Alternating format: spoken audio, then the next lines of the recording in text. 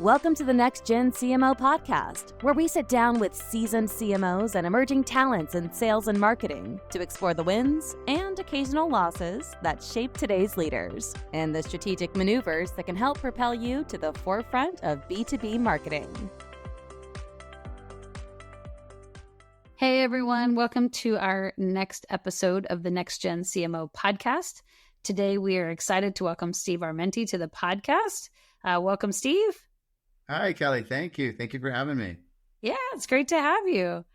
A little about Steve. He has over 15 years of experience in marketing, beginning his career in sales, which I think makes every marketer better, where he pioneered early ABM strategies and digital marketing tactics. His journey actually started when he launched and grew a successful website, and then that led him into demand gen and growth marketing roles at both Google and DigitalOcean, which is awesome. And Steve just recently launched a new consultancy for B2B marketing. So we're super thrilled to have him and catch him at this juncture, which is fun. And today we're going to talk about all kinds of things. We'll get to know Steve, but also about building a trust bank. So I'm looking forward to that. Awesome. Yeah, same here, Kelly. I love this concept too, by the way. I think right now it's timely too. Like everyone's feeling a bit burnt out and kind of, running ragged at both ends. And I think this idea of a trust bank is bringing us back to kind of the human side of it. It's actual people that get work done. I mean, the machines are coming in, but at the end of the day, there's still a lot of people in the mix, and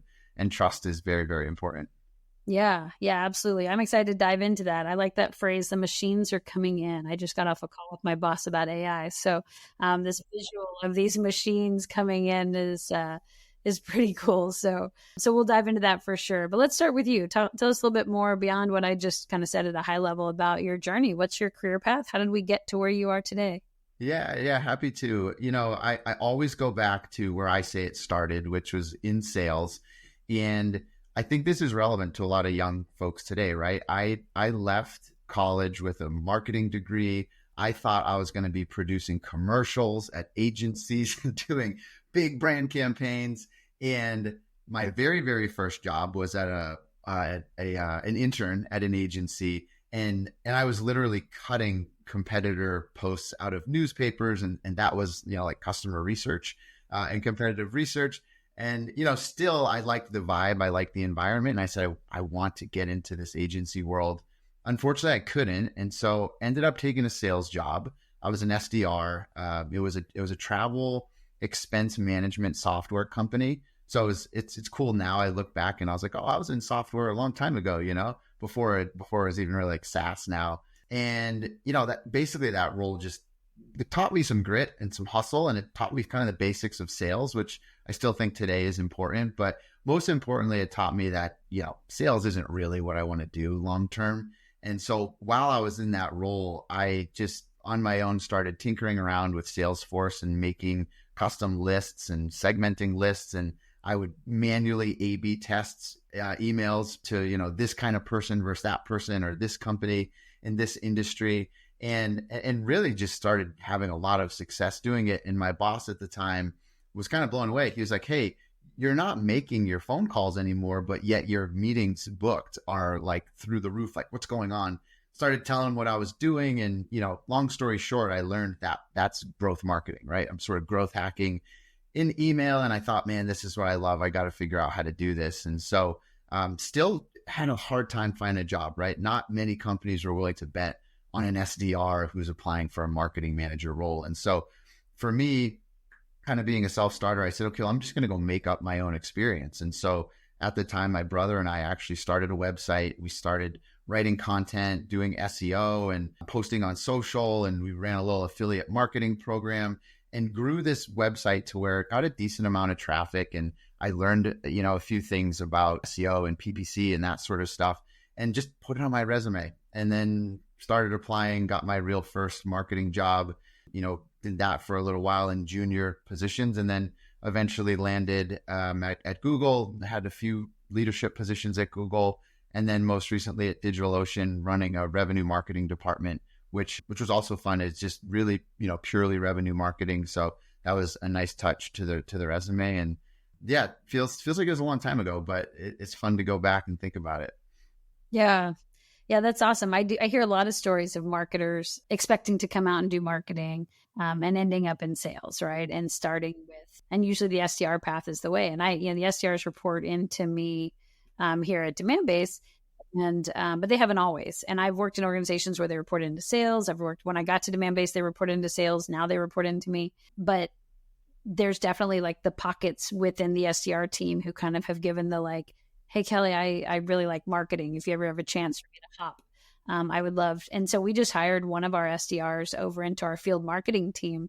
And a lot of what they do is really like SDR enablement of our programs because they get that world. They understand what they're doing every day. So it's a great, great training ground for getting into marketing. But it is sort of a leap for a new company to take a risk on. Yeah. I mean, I think it's really cool that you guys do that. And I think if anybody takes anything from that, it's like, it's not always about the position you're in. I think it's what you make of it, right? And maybe your core job is sales and making phone calls, but you can squeeze some little time in here and there and teach yourself or, move yourself towards where you want to go, and then try to use that as an opportunity to get there someday. And, you network around that. And I think it's more likely to happen. And, for me at the time when I really just needed a job, I wish someone had told me that, like, hey, your first job it's not your last job, right? Like, just get a job, get some experience, get into the workforce, and kind of start figuring out who you are. Yeah, that's for sure. I feel like I'm going through all that with my, I'm not quite there, but we're starting to think about that. I have a junior in high school. So we're talking about, where do you want to go to school? What job are you hoping opens up after college that allows you, like, what is the path to get to where you ultimately want to go? Because it's probably not that first step. That step is just one on the way to wherever you want to get. I mean, you probably learned more as an SDR than you did cutting out competitive newspaper clippings. Oh, absolutely. Right. Yeah. And in fact, one thing that stuck with me is, as an SDR or anyone in sales, you do a lot of research, right? And I just remember going through, it was like Crunchbase, old school Crunchbase at the time, just studying companies, looking at what they do and who they sell to. And I think there's just a lot of value in just understanding businesses and markets and industries and stuff. I mean, you can pivot that anywhere. You could be in a biz ops role, strategy, marketing, sales, product. There's a lot you can do with it. Well, I use it for outbound all the time. I'll get calls or I'll get notes from our sellers saying, hey, can you reach out to this CMO? They just got a big round of funding. She's a brand new hire. Can you welcome her? She's probably looking at ABM because they just consolidate a lot of products together, and she's got to do more targeted marketing. And so like doing like all that research is coming from the SDR team who's like taking into that. And then I can do a much more like customized note and say, hey, welcome, congrats on the new funding. We'd love to talk about your go-to-market. And so, yeah, there's just some skills that are irreplaceable in other experiences. Yeah, totally agree. Well, cool. Well, speaking of things learned from other experiences, Google and DigitalOcean, I think pretty well-known company, certainly Google. DigitalOcean, I was at Rackspace for a while, so we were very aware of DigitalOcean in that space and in all the cloud computing world. But tell me a little bit about what you learned out of those kind of bigger, more established companies as compared to, a startup or your own kind of, website building and all that kind of stuff we're doing. What did you learn there in terms of that you'll take with you to your new consultancy? Maybe great leadership lessons or how to navigate, how to communicate. Like, what were some of those things you took from there?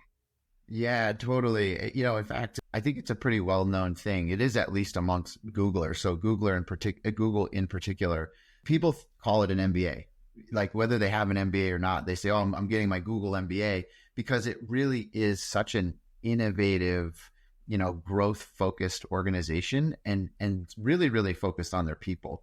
And so, I absolutely learned more in 7 years there than I have in, my entire career experience. And, along the lines of leadership, I think like one of the first things that really stuck with me, even on day one, I remember getting my Noogler hat and going and doing all of these onboarding. It's like a 3-day in-person onboarding. And you'd have these people come up and talk to you who had been there, maybe 10, 12 years. They've been in a dozen different roles.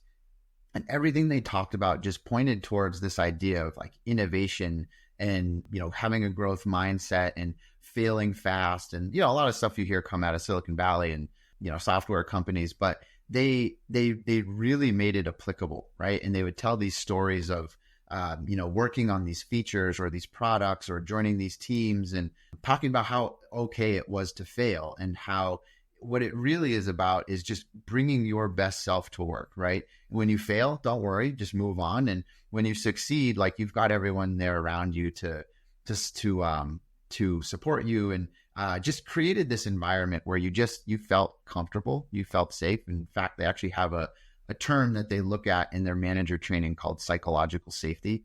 So we'll get into that, but there's some really awesome manager and leadership training I did. And one of them around psychological safety is like, how do you create an environment where people, whether it's in that meeting or, in that month or, on that team, feel psychologically safe to bring ideas, to speak up, to have healthy conversations, debates. So I would say I learned a lot of the intangibles, right? I've read a couple of HBR books on leadership too, and it tells you got to do this and do that and how to manage up and down and all this stuff. And it's like, it's great. It's great advice. But I think I love learning by doing. And so this idea of, being able to fail and learn along the way, you just taught me a ton in those years. Yeah. Yeah, I love that. I want to go back on a couple things. I wrote them down because I wanted to make sure I asked. Did you say Noogler? Yeah, Noogler. Yeah, stands for New Googler. Oh, New Googler is called a Noogler. I've never heard that phrase before. That's awesome. So you have... That was funny. Oh yeah. Yeah. Now you'll know. If you ever see anyone say that, they're just new to Google. New to Google. I love it. Okay. And I like the idea of a Google MBA. We just talked about psychological safety the other day and about people feeling sort of empowered, like you said, to bring ideas or to feel like it's okay to fail as long as they fail fast, fail forward, whatever.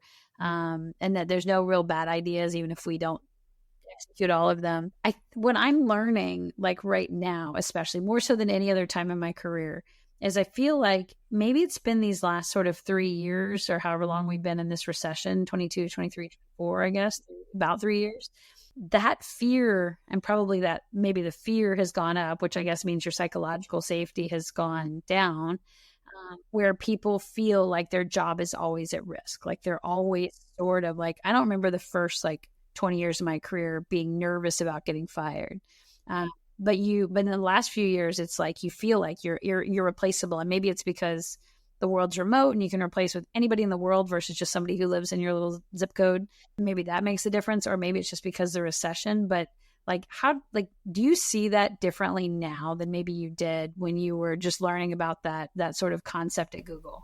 Yeah, a ton actually. Yeah. And I think I felt that personally and have felt that in some roles. And I have had that conversation with team members so often, right? Especially right in the thick of COVID and even up until most recently, right? I think you're spot on. And, I'd add too, there's this digital barrier, right? Where it's like, I don't really know my boss that well or my peers that well. Some of them I've never even seen, and I've worked here for 2 years. So what confidence do I have that this person won't just get rid of me and find somebody else, right?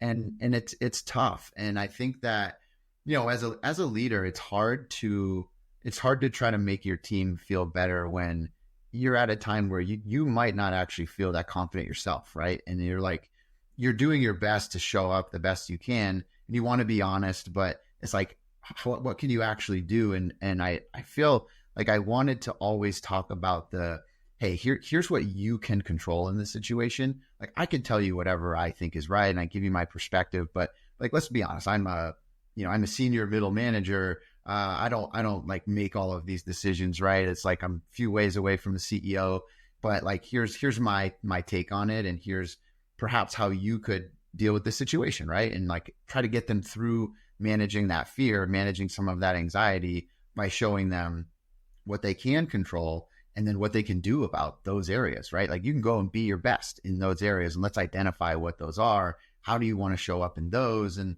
it's almost like switching towards more of a positive mindset than more of a negative mindset, which we know just creates more and more negativity.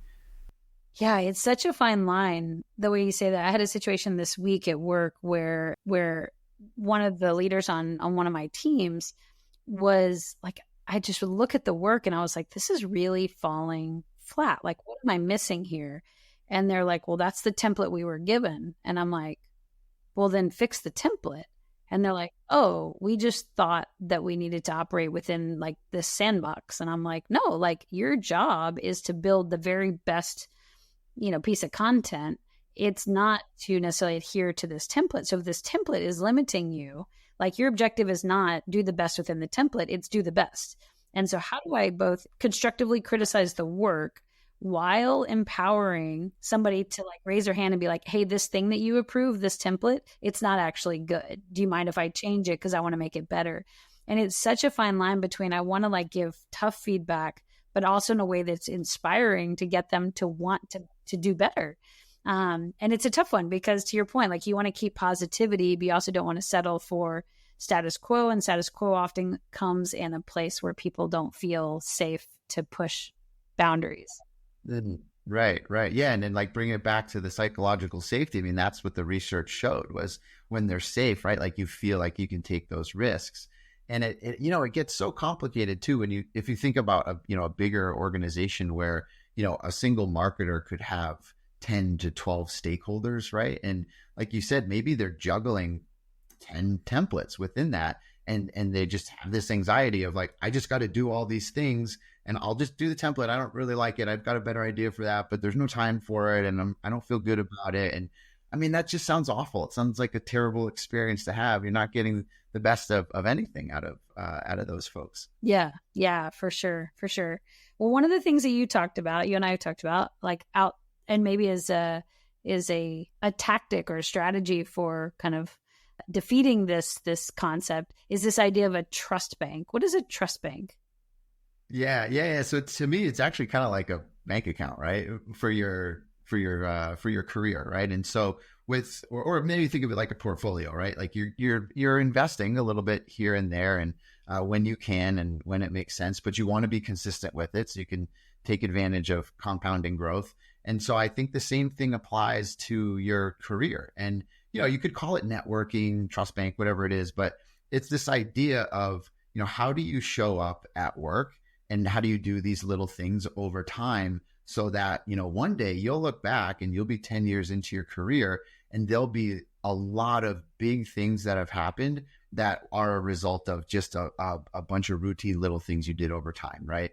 And I think that's one thing I've noticed with younger generations is they've got this appetite and hunger to grow and do better and aspire towards more, but they also want it very fast and very quick. And so if it doesn't happen, then it will never happen. And I think I come from a different mindset, which is like, small, consistent actions absolutely pay off. It might take time, but just like investing in a portfolio, that's a heck of a lot safer than just putting your whole life savings into one stock, right? And hoping it blows up.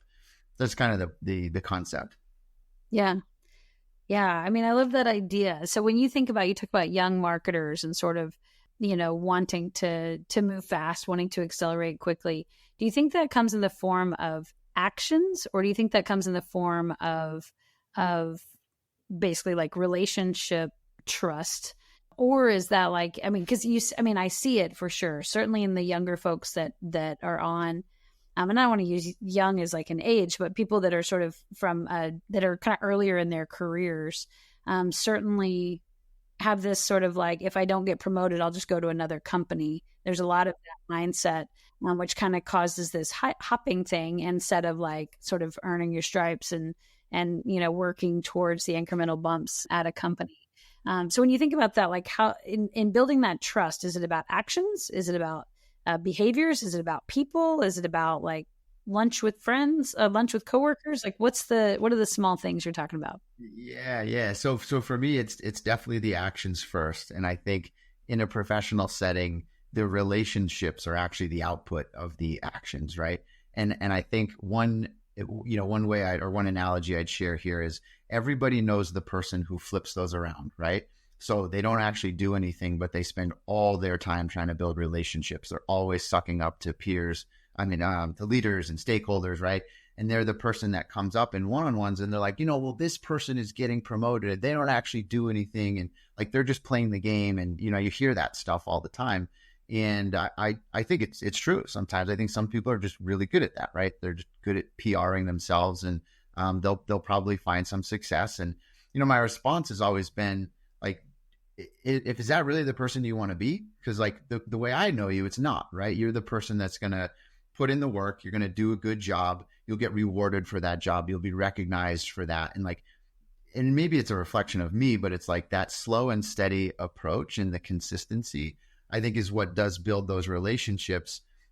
Because the alternative, to me, those are very surface level relationships, right? You're maybe solving a short-term need, but when like push comes to shove and the person's really needed for the important project, like the thing that's happening, that for me as a leader, I'm going to pick the person who's dependable and consistent over the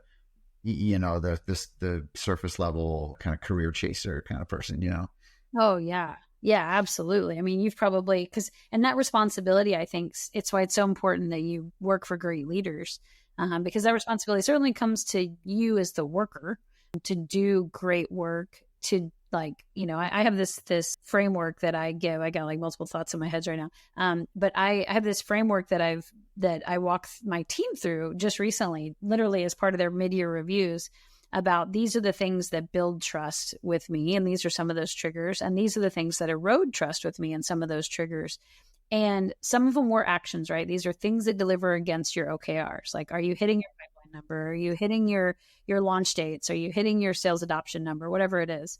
But then some of them are you showing up to meetings on time? Like, are you getting your deliverables in? Are you doing follow through after meetings? Are you taking your action items? Like, are you getting in your weekly reports, whatever? And so some things, those little things, all of them, like, yes, I would love that massive launch to be the thing that moves your career. But if I've had to nag you every single step of the way, every little action, it's like the trust is eroded just as quickly as not launching that thing at all. And so, yeah, I do. And I agree. It's those tiny little things that you do every single day. But as a leader, you have to also recognize those things, right? And make sure that the team knows that you're recognizing them, that you're not expecting them to have to come to you and be like, yeah, but they don't have to do this career sort of like calculated career conversation, like move to try to navigate and get one up on somebody else, because you're going to notice it. And that assurance, I think, goes a long way.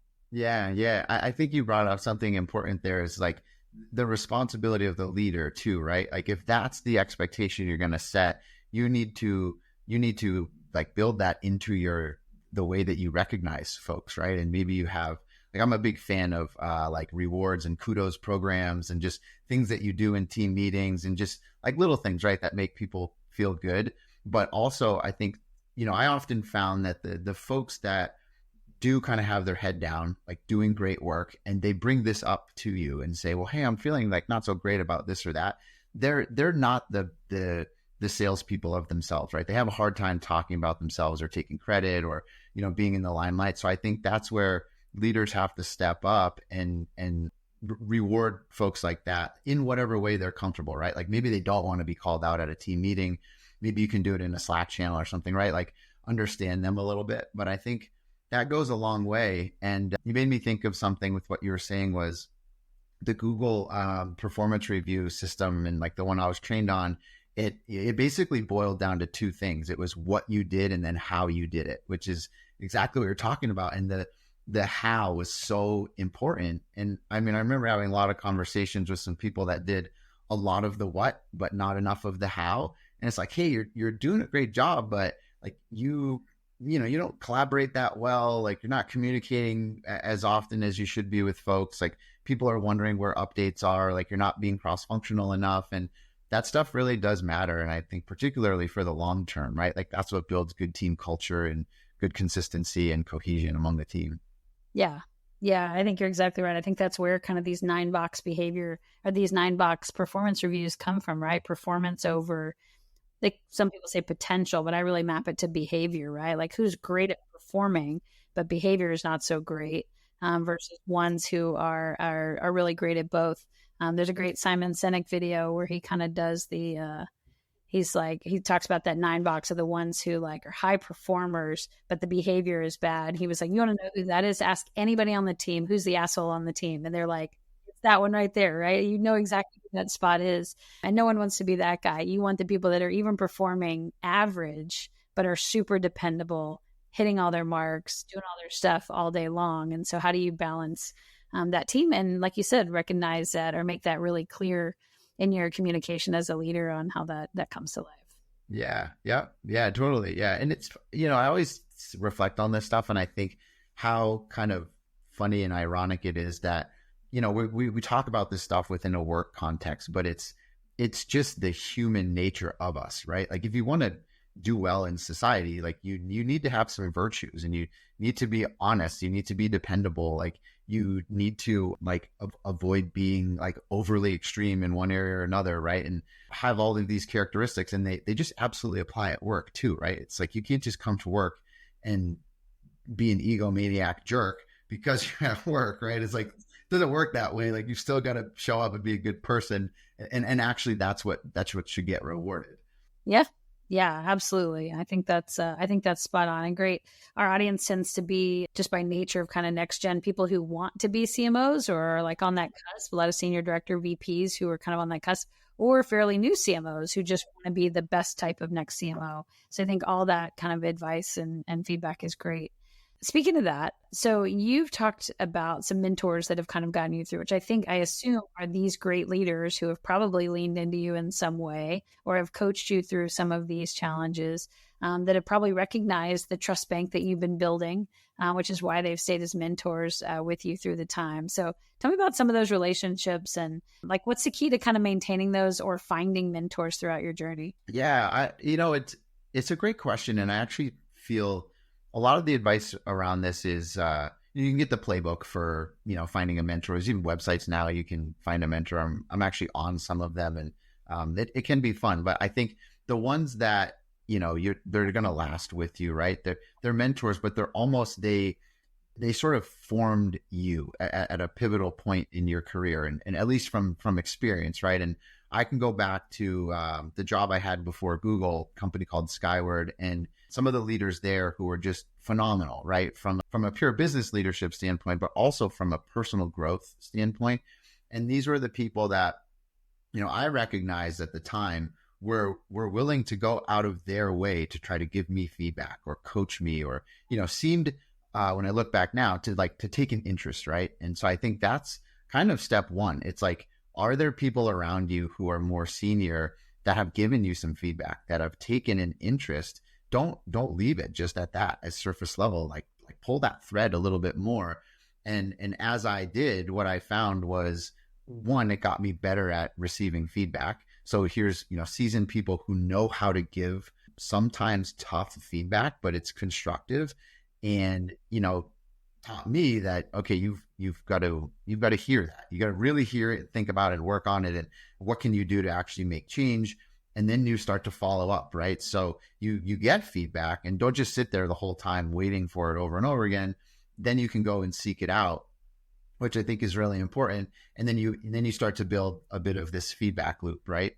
And then I think from there, it just the things you're getting feedback on get bigger and bigger and more substantive. And, all of a sudden you're going from, hey, you could have done this a little better in that meeting, to, hey, I'm thinking about making a huge career decision. Like, can I get your advice on it? Right. And so the altitude of advice changes quite a bit.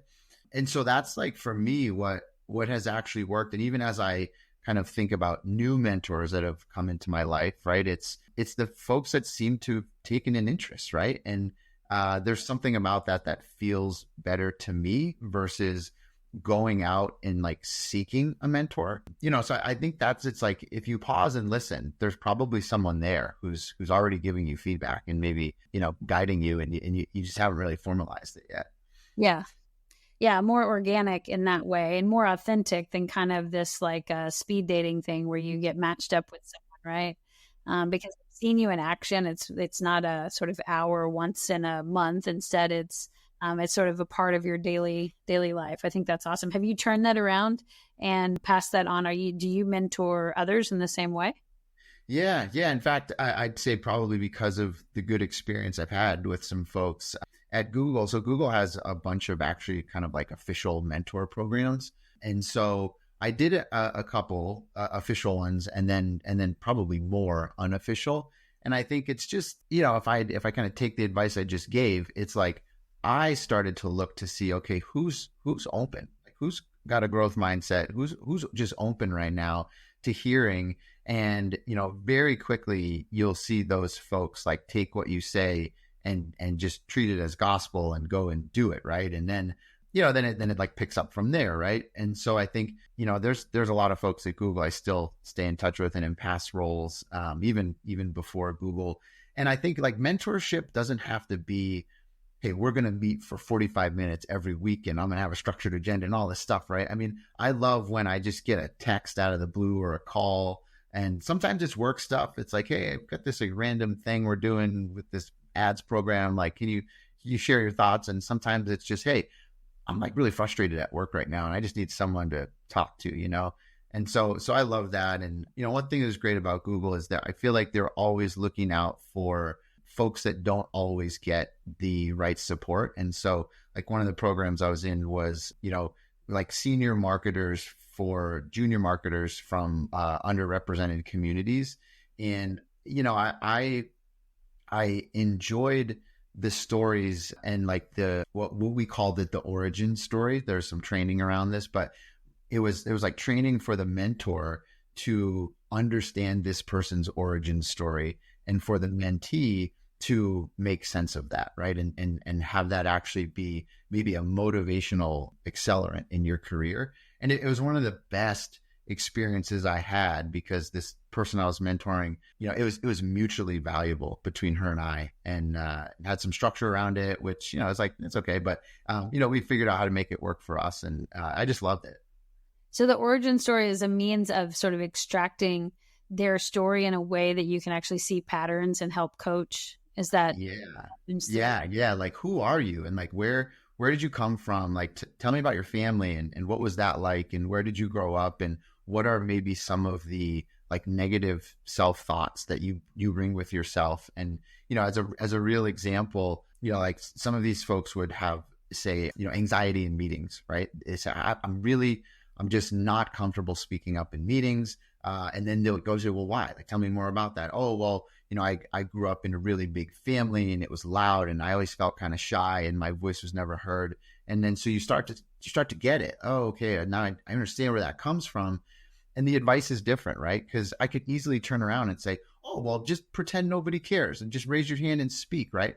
But for like that person, it is that's a real like visceral feeling they have. And so then you kind of talk through it. And it was cool. The training was like, with that example, it's like, okay, you're going to get a small goal. And that small goal might be for the person to say 5 words in the meeting. Like, let's just get you to say 5 words. And one of them can be like, hi, good morning, and so it's like, it really broke it down.